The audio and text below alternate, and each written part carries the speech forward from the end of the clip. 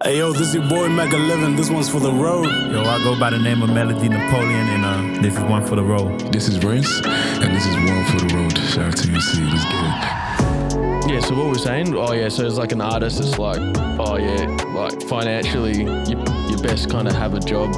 Yeah, definitely. I mean, like, I remember one time I got paid to do a show, and like it wasn't very much at all. I put that money straight into the Uber to get back home that night, and that was it. I would always think, like, because I DJ'd as well, you know, sometimes like at the start I was getting paid like $25 an hour, so I'd do like a set, like a 3-hour, 4-hour set. Yeah. Because I'd stretch it out, you know what I mean? Yeah, facts, and it was facts. like, they weren't getting money either. So like, it's not like they were ripping me off, but I would use that money on, petrol, kebab. Yeah, just to, the logistics of getting there. And like, that's it. Yeah, you got to make it work. Yeah, man, for sure. For the passion. Yeah, exactly, man. Yeah, cool. So we're here, another one for the road, here with Lavez, man. He came to the studio the other day to do a take one as well, killed that shit. That was amazing. Sure. Yeah, it was really cool, man. You did your thing, man. Thanks for coming through, man. I appreciate that. Thank you for having me here. It's really good to be back. Yeah, definitely, man. The studio, man. Culture Town Studios, you know what I'm saying? Team C Media on the cameras and that. Yes, sir. I love it here. Yeah, nah, for real, man. So yeah, we'll just get into kind of a little bit of background about, like, how you came up in the rap scene as well, like how you do it, how you keep going, because I think a lot of people want, want to aspire to be rappers and that, but how do you actually keep it going? Yeah, finding that inspiration to keep pushing it can be very difficult for some people. Yeah, man. Including myself. I feel like every creative person goes through that, but it's the people that push through that come out at the top. Yeah, definitely, man. So like, let everyone know, like, how many days were you working this week, and what was going on, like? Man, well, this week I've only done 5 days, thank God, because normally I'm doing 7-day work weeks, which can get pretty tiring, and then like you don't have time to be creative and make the music. So this week is it's good to have a bit of a break from that. But I mean, for me, even though I work 7 days a week most weeks, I'm able to try and find the time to. I put aside the time to get deep into what I'm doing, like with the music. You know what I mean?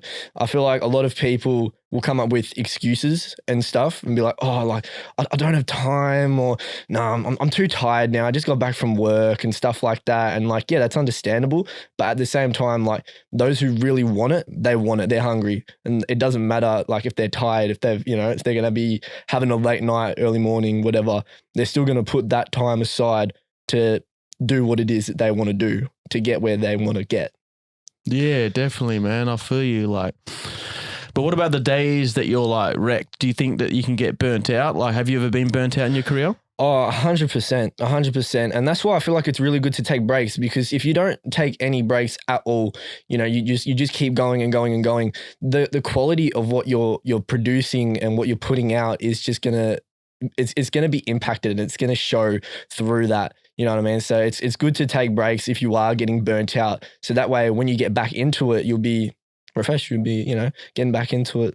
Yeah, to the best of your it's ability. a bit of a balance, isn't it? It's like, how do you keep up with, like, in 2023, like there's AI coming. I saw Ty Dolla $ign on the Big Boy Radio, man. He's like, you can make a song and the AI will write it, it'll record it, it'll produce it, and then you can just ALK it. Yeah, literally. So he's like, I'm thinking, yo, this is like going real fast, like with technology, especially with the social media. How do you position yourself, man? Like, and just like keep the dream alive when there's so much going on the internet? Well, I feel like if you're really passionate about it, you don't let that type of shit kind of interfere. Like, obviously it's kind of like how a lot of people could be, potentially losing jobs because of automation. You know what I mean?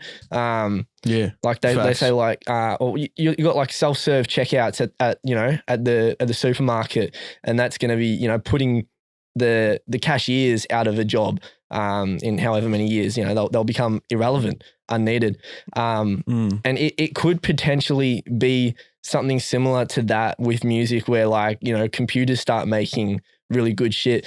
But at the end of the day, I feel like they're never going to be able to make stuff that's as like real and authentic as a human being can do, because at the end of the day, for a computer, it's just numbers, you know what I mean? It's just algorithms and all that Zeros type and of ones. stuff, literally. Whereas like the human that's making that art, they're able to put their heart into it. They're able to put real passion and real emotion into it. They're not programmed to be like, okay, you know, do this and feel like, make it feel like that. They're able to actually really reach into that aspect of their life and put that into a form of art.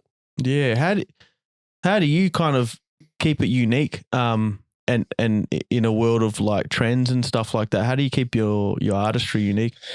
Sometimes it can be really, really hard, and it can be very tempting to just hop on trends and follow trends, because, you know, that might potentially, you know, blow you up or whatnot. And I feel like to a certain degree, it can be good to ride those trends, but not to rely solely on that. It's good to implement it into what you're doing, but you want to make sure that you're maintaining some sort of, you know, like originality, because if you sound like every other guy, why is anyone going to listen to you over the person that they already know and like, and they've gotten used to, you know what I mean?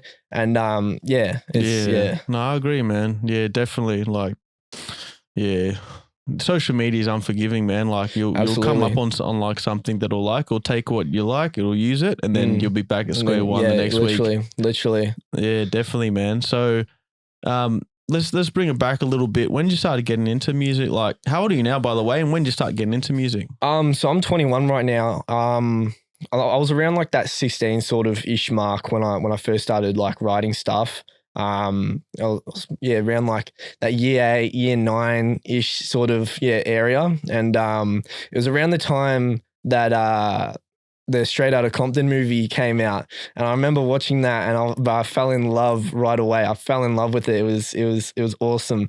I watched it so many times, and it was sort of that made me want to start writing. Like, I feel like I was sort of always attracted to making music like that, because it was more of like a way to sort of vent my feelings and shit. And I feel like that movie was sort of what made me discover like that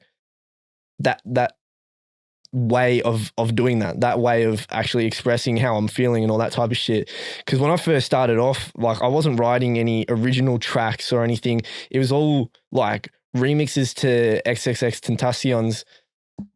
Sorry. I dropped the cup, man. And it's good. It's green. It's on the brand. Yeah. Yeah, XSX.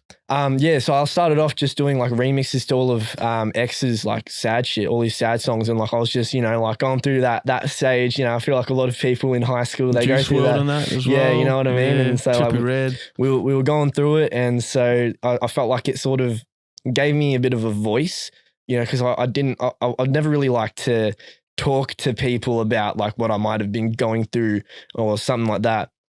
I'd find it a lot easier to just turn that into a song, you know what I mean? To write it down as lyrics, instead of just sitting there and just like listing, you know, like, oh, this is what I'm feeling, and then getting, you know, strategies to fix that.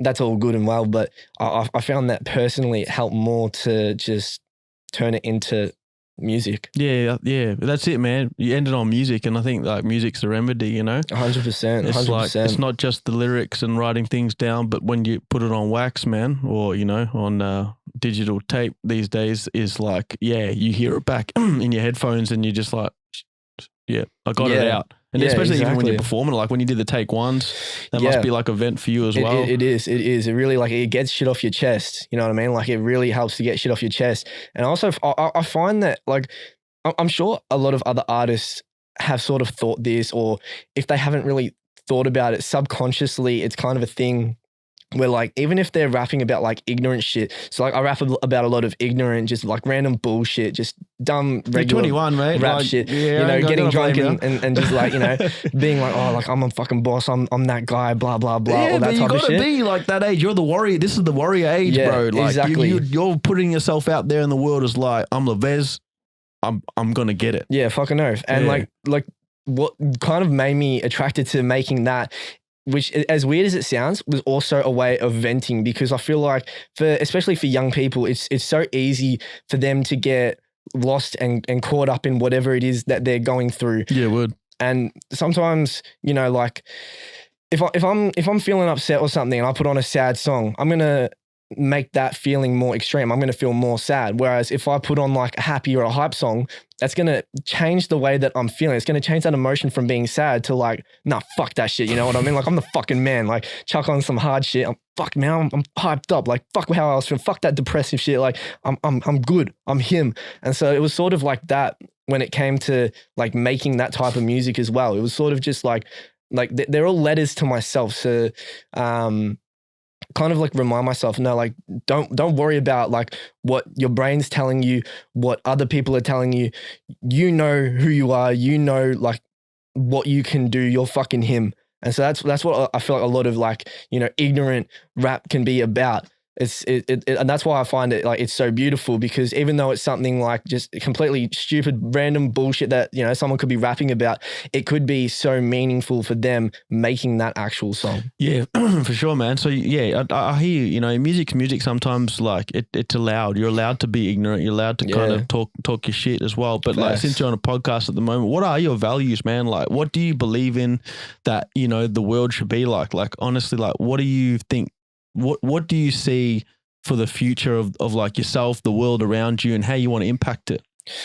Well, I mean, shit, if everything keeps going the way it's going, then like everything's going to get worse. You know what I mean? Everyone hates each other nowadays. If you compare like, you know, society today to society, say like 50 years ago, you always hear like people's grandparents saying like, oh, when I was growing up, you know, no one was like that. We could leave our doors unlocked and all this type of shit. And I feel like honestly, it's just going to keep going down that path. It's just going to keep getting worse. And, you know, as individuals, we can do, you know, all that we can. We can't, you know, one person can't change the world, but like if one person does do something, that might influence another person to do something. And slowly, I guess over time, that it could potentially, you know, change the world and bring society to a better point. And I feel like, especially like as artists, artists are quite influential to people and to the younger people, especially in rap and hip hop, that, you know, is the big thing at the moment. You know, if the young generation, if they're listening to shit that's making them feel better about the world or makes them kind of want to do better, then that I feel like is such a positive thing that could, you know, potentially change the world. That's why I like artists like, you know, like fucking Lissy, for example. I fucking love Lissy. He's awesome, man. He's Fists sick. up, you know, like. Yeah, because like, although he raps about like regular, cool, just dope rap shit, he also has that positive message that the younger generation are getting inspired by. You know what I mean? Big ass Lissy, man. Big ass artist that, like just yeah, keep it real in hip hop. Like it is what it is. Yeah. At the same time, you know, like have a bit of consciousness. I feel like conscious rap, like it's too far one side, and gangster rap's too far the other. It's like have a bit of both. Yeah, might work, literally. You know? Like having that, like, you know, that nice mix, that neutrality, because then you can like, I mean, that benefits the people listening, and then it also benefits the artists because they have a wider fan base, more potential people that could, you know, end up liking them and rocking with their music. But you're definitely right, man. You know, you're like a leader to the younger. You're 21, and that's like, in my view, young. But then again, no, but you know what I'm saying? Yeah. I work with the 14 to 15-year-olds who are going through even more shit. Yeah, like facts. you're going through your own things right now, working, responsibility, becoming a man, this and that. But these kids are like identity, like, you know, all the people around them saying they should do this and that vulnerable stage, at-risk stage. Learning who they are going to become and what they're going to do in life, whether that's negative or positive. Yeah. At that age, what were you going through, and like what events that you could talk to us about that kind of, you know, guided you to where you are now, that you want to talk about? Anything that's like, Yeah, a lot of it is I was hugely involved in, like, you know, feeling anxiety. Like anxiety was such a huge thing for me around that age, and that's part of the reason why I was making music. You know what I mean? It was always just a way to vent without having to like tell someone what I was going through. Instead, I could just write it down, whether I released that or not. You know what I mean? It was just a way to vent. And yeah, so anxiety was fucking huge for me. what were you sort of anxious about? Like, It was to do, a lot of it is to do with, you know, just like friendship groups and just typical, I suppose you could say, just typical teenage drama, you know, dealing with feeling like you're alone and stuff like that. You might have friends and stuff who you hang out with, but you still feel alone and you feel like potentially they could, you know, just switch up on you. And it was you know, some cases that were like that. And yeah, that's what I was pretty much going through around that time. Yeah, when I first went like gone to high school, like year 7, year 8, I was like, why isn't anyone playing sport? Like everyone's just hanging in groups, in circles, and I'm like, cliques. And I'm like, what's going on here, man? Yeah. Like, I didn't understand it, so I got into sport and that. So was it just music, or how did you kind of navigate high school life? Yeah, so I mean, a lot of it was just us just hanging out. We you know, I was part of that sort of, you know, those groups and all that type of shit. You know, but we were all like into like basketball, stuff like that. So we were always playing basketball, recess and lunch. And when we weren't, we were, you know, just there hanging out, I suppose. We always, a thing that we used to do at school that was pretty cool, we used to go up to the music teacher, bring like a blue snowball microphone with us to school, ask the music teacher if we could go jump into the studio during lunchtime. And he'd, you know, if he was in a good mood, he'd let us go in there and we just go in and just fucking record music during lunch. That's awesome. You guys have a studio at your high school? Yeah. So these days, what, do high schools have like music, like not just... Well, yeah, like music studios. We didn't have a studio. We had a concert hall, you know what I mean? Right. So have they got into like more of the modern style of recording? Yeah, do they have like sort of. interfaces and audio? Like, what do they have going on there? Well, I mean, to be honest, like they didn't have too much equipment. It was more just for us the space to record. Like we had to provide all our own equipment and all that type of shit. And like I never really did music class. Like I wasn't interested in learning like the theory side of music, so I never did music class. It was more just like write something, record it, and then fucking the logistics and the science behind it, I don't fucking know. Yeah. But yeah, I mean, like. It wasn't like amazing, but it was just a space to actually get in there and physically do shit, to actually record music. Yeah, that's amazing, man. Yeah. Good on you, man. Yeah, at lunchtime I used to do like lunchtime discos. Facts. So I was DJing. Facts. And like, yeah, hey guys, come to the lunchtime. It was like 45 minutes. And like, we're just like, everyone's just That's so partying and doing sick. whatever, Hell silver coin donations and that.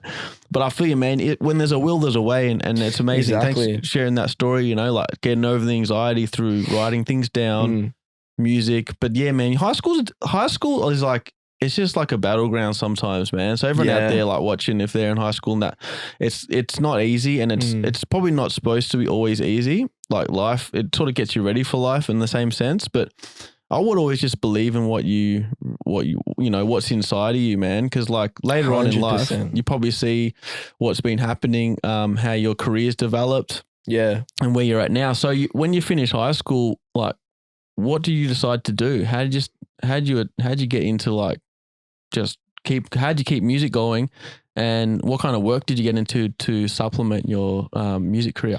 Well, to keep music going, it was just because the love of it, you know, the passion is there. So it was a case of like, I don't care, like if I'm, you know, going to be getting older, still making music. You know, I don't care that I'm done with high school. I want to keep doing it. And I felt like, especially then, that, you know, like I'm working more, getting more money. I'm able to invest a bit more in. Not that I'm putting like fucking entire paychecks into it, but you know what I mean? At the time when I first finished high school, I was working at KFC. I fucking hated it. I hated KFC. Yeah, same. So I did KFC, bad, mate. Back in my day, shit. it was $5.25 an hour. So Fuck that, man. God damn. Imagine that shit, bro. Were you a cook or were you at the front? Yeah, I was a cook. Oh, yeah, I was nice. a cook. Yeah. I was in the back. At least you weren't hungry. Yeah, you know, we might have, you know, snuck a tender or two every now and then. Mate, yeah, crispy strips. Fucking oath, man. Triple fucking batter. That's it. Yeah, nice. Okay, so KFC after high school though, so you're like 18 doing KFC. Yeah, because it and was that. while I was in high school. I mean, I worked jobs like before KFC when I was in school, but like that was sort of, you know, the tail end of you know, like year 12 and going from there. But it wasn't too long before I left that, and I got into disability support. So I'm a support worker at the moment. Yeah. And that just like kind of happened like naturally. Just everything just sort of fell into place. Because it was something that I wanted to do. Through like, you know, family had brought that idea to my attention because I'd never really thought of it. And I was like, that would actually be like really cool. And I didn't know where to go, didn't know where to start. Everything just sort of fell into place. So. What kind of disabilities do the people you have that you take care of? Very wide range, intellectual, physical, a little bit of everything. There's a lot of different disabilities out there that I'd never heard of before getting into this career that there's a lot of them out there that people don't know about that exist. You know what I mean? There's so many. I was thinking about that, man, because like when I was at the gym, went to the sauna, you see people helping people at the pool and everything. And you see some young people there, like they're either physically disabled, mentally disabled, some older guys. I'm always trying to say hello on that. But I'm just thinking to myself, like as a young person, like, does it weigh on you a bit mentally that you have to take care of someone, or like, do you just go, you know what, you've got music and that's cool? Because like with my career, whatever happened in my life, I'm like, nah, it's all good. I'm a music video director. Like it's okay. On the weekend, I'm shooting a music video for Young and Lips. All right, sweet. Like, or my mate, like I would be happy and I would vent it. How do you does it affect you? Number one, and number two, if it does, how do you manage like helping people with disabilities? Like, because I know it's an amazing thing you're doing, but it must weigh in on you at times. Do you mean like just like seeing what they have to go through, kind of like, Yeah, and just being around someone who's disabled. Yeah. Like at the end of the day, like if you're around them for 8 hours a day, like it's cool, but taking care of someone at such a young age, like you're supposed to be out there free, traveling. Yeah. Like no responsibilities in a sense. Yeah. And much respect to you that you're doing it. I appreciate that. It can be very hard. Not because the work is hard, but because you just feel horrible for whoever you might be working with. You look at whatever it is that they're having to do, or what it is that they're going through because of their disability, and you look at like what you're doing and what your mates are doing, and you're like, man, like that's not fair. Like they should be out doing that, and it definitely it impacts you. I mean, you got to try not to let it, but like it can. I mean, it can be very upsetting seeing it, and it's almost like anti-jealousy. You know what I mean? Like you're jealous of other people and yourself for them. You know what I mean? Like you just, because you'd connect with them, you spend so much time with them, and you probably develop a relationship with them 100%, and there's different mental capacities of them, and yeah, man, it must be. Yeah, you literally become extended members of their family. Like the people that I work with, that you look at them more as friends than a client. You know what I mean? Like that you become very, very close to them, that they are your friend. Yeah, amazing. Yeah. Yeah, wow. Okay, so you do that, what, 5-7 days a week? Yeah, pretty much. Yeah, wow. And so you're saving? Yeah, saving, trying not to, blow all my money. My main killer is going out with my mates on the weekends. We'll head up to the city wherever we end up at, and that's where a lot of the money ends up. Yeah. Now, what's worked for me over the years, man, is I just set up another bank account, and this is no financial advice. Don't take it seriously and this and that. But basically, what I do is I have like a CommBank, right, my main bank. Then I have like another bank account from a different company, and I'll just like send 100 a week to it. Yeah, facts. Without you knowing.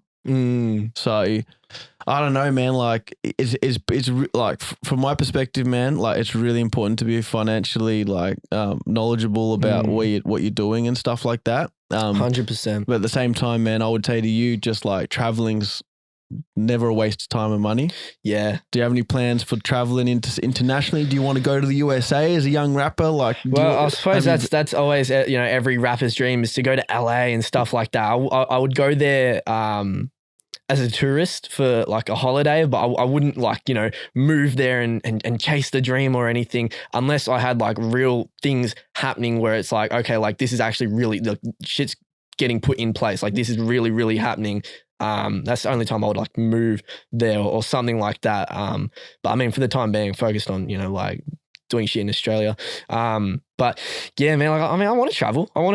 I hear that all the time, people are always saying like that, go while you're young, do it, because if you don't, you're gonna end up just regretting it. And I'd love to just go internationally with with my mates and shit. Just go fucking send it wherever. Straight up, but also go by yourself, man, because like you come back and you realize like you can do so many things that you never knew you could. Yeah, whether it's like waiting for a bus to come or booking accommodation or just working out where your next meal is. Yeah, facts. So facts. True that. definitely, man. And the US too, man. Like there's so many people out there that are hungry for the music career as well. You naturally run into them, and because you can spit like just straight up off the dome, you know what I mean, or like just straight up like with your writtens and that, like the take ones. But they're gonna respect you, man. Yeah. 100%. They're bumping their tapes out the car on the street. Like it's a different world out there, man. Yeah. So I encourage you to travel as well, man. And definitely. when we meet up next, you can tell us all about your travels, man. Fucking oath. Yeah, fucking oath. But yeah, they'll love that. Like, oh, fucking oath, man. Yeah. Yeah, I always think about that. Like you go over there and you go to the clubs, you start talking to the girls, shit, and they're gonna be like, "Oh, I like your accent." Yeah, definitely, bro. Just fucking make the most of that, bro. They couldn't understand like my accent when I went down to Louisiana. Oh, so I went from New York, and they could understand, Yeah. like, because they're like New York, like real quick thinking and smart. Yeah. And then I went down all the way south to Louisiana to Baton Rouge and shit. Oh, okay. And like, Orlando. Yeah. And I was like 22, 23. And then, did the whole like just shooting music videos, getting paid to like shoot music video, get accommodation, get travel. So.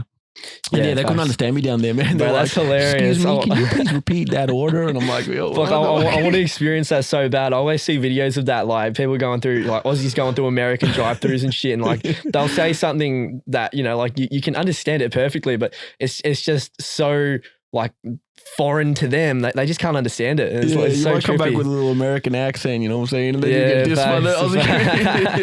Fuck, man. Did you ever have an American accent when you were rapping, like as a youngin' and that? Yeah. I think like fucking everyone did, bro. Yeah, because I mean that's what I was listening to. You know what I mean? Like when I first started, the first few years that I was making music, all I was listening to was American rap. I mean, like I knew 360 when I was growing up, but like that was pretty much the only Aussie rapper that I knew. Hilltop Hoods, something. That they were like the only Aussie rappers that I'd kind of knew. And so when I was making music, all I was listening to was American shit. So I was naturally kind of replicating that. I remember I brought up the idea to my friends who were making music at the time that I was thinking about like using my Aussie accent. They fucking shot it right down. They were like, do not do that. Like that's going to be so cringe. And I was like, all right, bet, like, you know what I mean?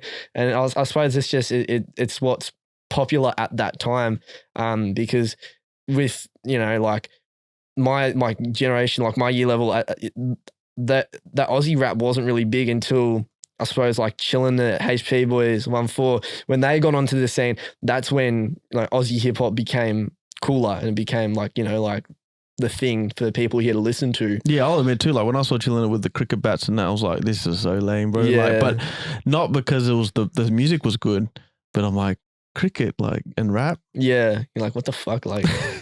Yeah, it seems so instead like of the weird. sticks, instead of the sticks, they got the fucking wicket sticks. Yeah. Well, yeah. I mean, there is an element to it, man. Because bro, when you go to the US, you realize it's a different world out there. 100%. And we've got to keep it real in Australia. I'm a proponent right now of thinking we're in Australia, man.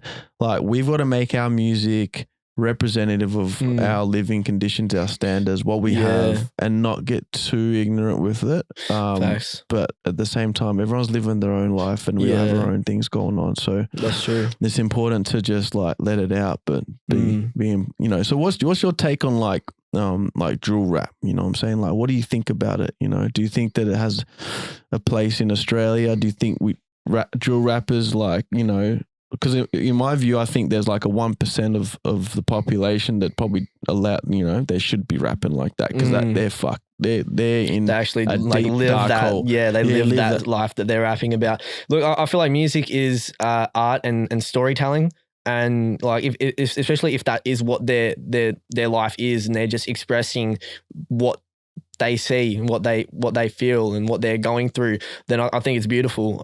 It's not beautiful that they have to go through that, but like the expression of that is beautiful, and I think it's great. I mean, fuck, I listen to drill. I fucking love drill. But there's definitely a lot of people out there that will, like they'll come from a loving family making good money, and then they'll chuck a belly on and start rapping about, you know, like, oh, I'm from the streets and all that type of shit. It's a bit of a fantasy. Yeah, but at the end of the day, you know, like I used to hate that, but like I've sort of come to the understanding that like it's also just characters. Like I said before, music is storytelling, whether it's what they're actually going through in their real life or if they're just telling a story, you know what I mean? So it's like you wouldn't get mad at an actor for acting a character that doesn't relate to whatever that actor's going through in their real life. I've sort of started looking at it as that because I used to like get so pissed off at all these artists like, fucking hell, like you like, it's just straight cap. Like that, none of that is real. But then it was like, you know what? Like, it's entertainment at the end of the day.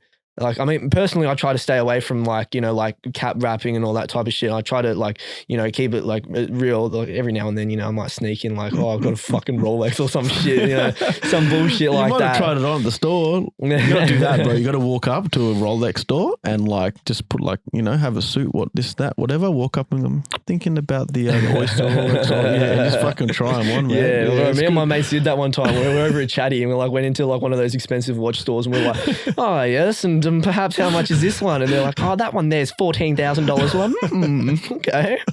Oh, yeah. Well, look, I might get a few of them later. It's a bit too cheap for me, honestly. What the fuck?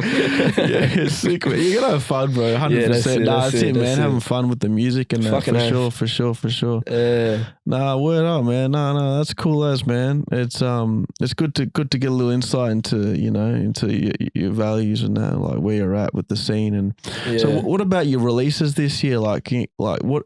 How many songs have you released, and what have you got coming up towards the end of the year? Do you have anything coming up that you want to release before summertime? Fuck, how many have I done? I literally last week released a song called Jet Ski featuring my brother Birdbrain. Tassie rap, this guy's fucking goated, man. I don't know if you heard of Birdbrain. He's fucking sick, man. Good, he was like, he's kind of like an OG in the Aussie rap scene. Legend, call yourself Birdbrain. Yeah, no, he's fucking cool. He was like mixing and mastering all of Wombat's tracks and shit. So he was like, really involved in like the Tassie scene and shit. Yeah, so I've got that's just come out, and then obviously Down Under, that's my biggest song yet. That one just blew up on TikTok. I put out a snippet for that, and it just fucking it took off. Like not huge, but huge compared to what I'm used to. That's awesome. How does that make you feel when you started to get like all these crazy numbers? It felt fucking good because like, I'm obsessed with numbers. You know what I mean? Like constantly checking like pages and refreshing and just checking, like watching it go up, and seeing it go up so quickly was like just mind blowing. Like I only got, you know, like just over 100,000 on Spotify, but like watching that like as it was 100,000 on Spotify. That's a celebration. That's insane, bro. Like, to be honest, and that's your own song. Yeah. That's you. Yeah. It was crazy. Is the check coming soon? You might be able to buy yourself a few Zinger boxes. Yeah, mate. fucking know if I might be able to, you know, buy an Uber up here next time. That's it. That's good recognition, man. It's like, does it make you feel like, oh, cool, you know, this is something I can actually keep going with? It definitely made it feel more possible and more real. Like seeing it, you know, like struggling to get, you know, anything decent to just all of a sudden like just bang like that one song, like doing really good. It's like, okay, like, you know what, like it feels possible now to be able to do that again and to keep going and just keep building from that. It's definitely a bit of an eye opener because I feel like until you actually do start achieving things, it's very hard to like really imagine it. Like you can imagine it and manifest it, but like once you actually get that and once you start getting that, it's a whole different thing. And you're like, fuck, like I can do this. I can keep doing it. It's great. It's a beautiful feeling. Good on you, man. Much love, man. Appreciate you coming through, young and of you know, course. coming up and spreading good words and positivity and vibes and everything like that. Yeah. Where can people find you on socials, bro? Man, you can find me on Instagram at Lavez27, even on TikTok at Lavez27. I've been, you know, on that TikTok grind lately, on the fucking grind. All platforms, Lavez, Lavez. Yeah, word up, man. Yes, all right, sir. sweet. This has been another one for the road, man.